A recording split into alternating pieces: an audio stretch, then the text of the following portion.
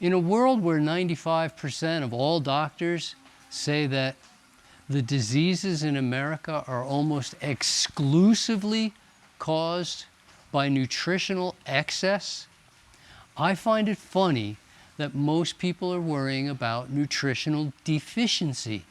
It's almost as if we weren't looking. And I'd like to look a moment at nutritional excess and see what some of those problems are causing.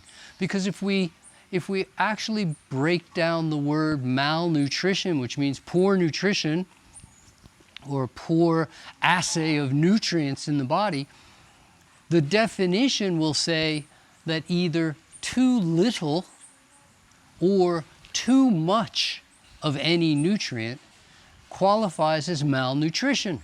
In fact, we could have the correct amount of one and the incorrect amount of another in ratio to each other, and that also qualifies as malnutrition. Just like if we have the right amount of something and too much of something else, this is also malnutrition.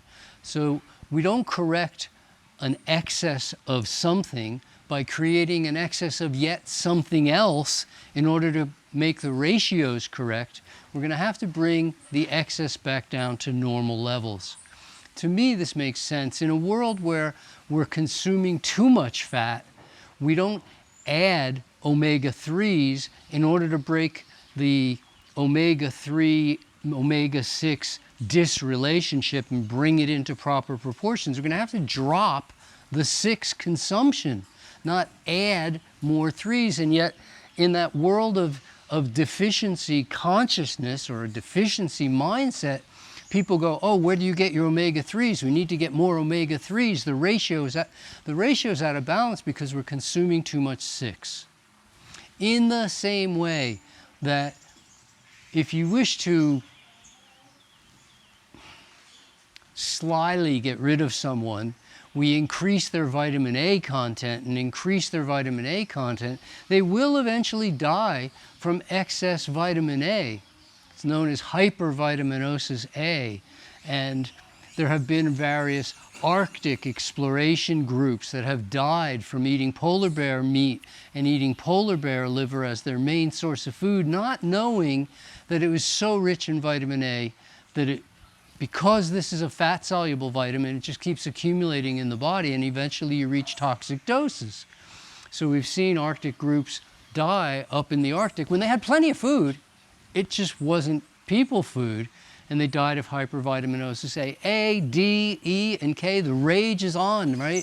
People are taking more vitamin D and more vitamin D and more vitamin D, and I'm thinking vitamin D excess is in many ways much more of a problem, being toxic, being you can die from vitamin D excess, far more of a problem than being a little low in vitamin D for the month of February until spring comes and you can get back out in the sun.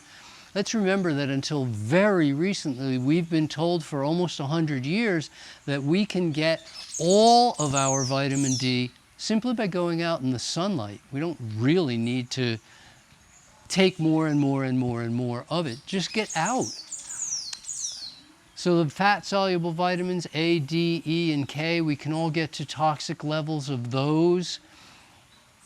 If we're carrying more fat on our body than we really want to carry, the chances are we didn't get that way by eating fruits and vegetables. It wasn't the fruits and vegetables that got us so over-fat.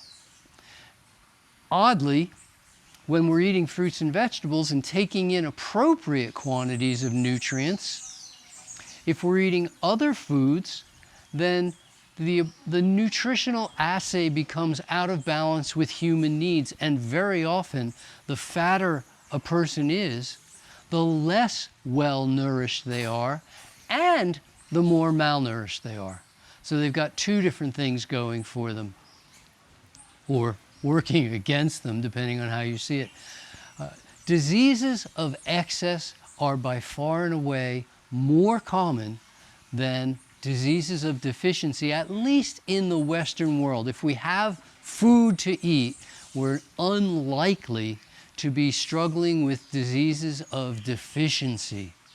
And so for me, I'm going to encourage you to put that concern behind. Stop trying to make up for nutritional problems by adding more, going for the highest source of this, that, or the next, and instead just eat more fruits and vegetables, the foods that contain the nutrients we need in the ratios and quantities that we need them, and let that be your ticket to go to health.